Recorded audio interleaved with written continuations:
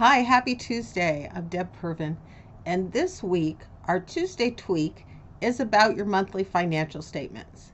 Now, you probably just finished the first month of the year, and you probably have your results. And I want you to look at them. I want you to look at them and analyze them. I want you to ask yourself, what are the trends? Are they better or worse than last month? Are they better or worse than the same month last year? And how do they compare to your budget? Start thinking about what went well and what didn't. How about your margins? Your gross margin, your operating margin, your net margin, are they higher or lower than you expected? And are they staying consistent? And if not, let's say your gross margins improved, but your operating margin has not. That means you're doing better on your variable costs and not as well on your fixed costs. So look at what is causing that change and think about, am I okay with that, or am I going to have to do something? Or should I wait another month or two and see if it evens out? Did I have some payments I made this month that were extraordinary?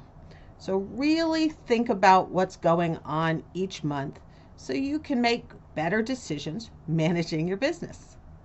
Now, here's a copy of the template that I use with my clients, and you can see we have monthly income.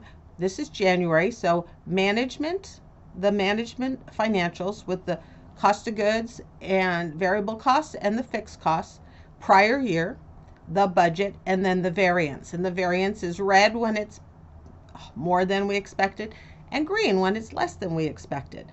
And you can see they did much better this year based on the bottom line. And the reason is they said that they had a budget and they thought they were intentional about their numbers.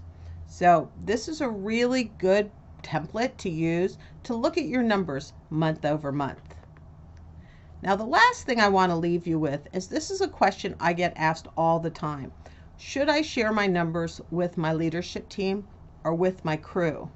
That really depends on, your business, your relationship, and where you want to go. And I would love to have that conversation with you further. There are some benefits because your crew typically think that you make gobs and gobs of money, and when they understand that you have a 3% or a 5% or even a 10% return, it usually shocks them. And then they start being a little more conservative in how they spend the money. If you have a very low return, though, and they see that, the company's not making as much as they thought, then that concerns them about their security. So there are a lot of elements that go into that. I just raised the question because when we talk about these kinds of financials, that always gets asked. So if you have questions, success stories, I'd love to hear from you. And I will see you next week.